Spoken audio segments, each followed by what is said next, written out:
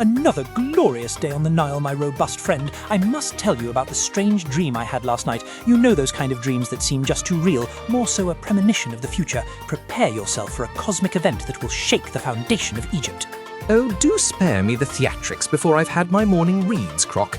The only thing shaking the foundation of Egypt today is my stomach. It is positively rumbling.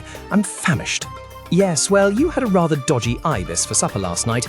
I told you the feathers looked a bit lackluster. Omens of doom are almost always just indigestion, old boy. Ever try breathing when every breath tastes like a fistful of sand?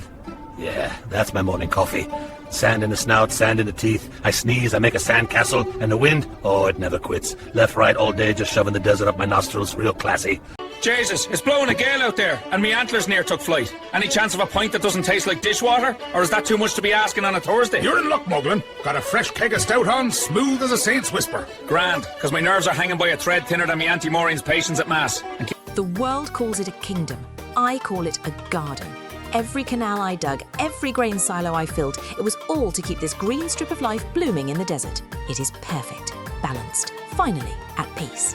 I am serious. The stars were utterly weeping. The constellation of the Jackal turned its back on the moon, and the waters of the Nile ran backwards.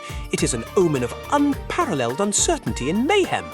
I saw shadows stretching from the pyramids, swallowing the sun. The gods are restless. Can you not feel the shift in the celestial ether?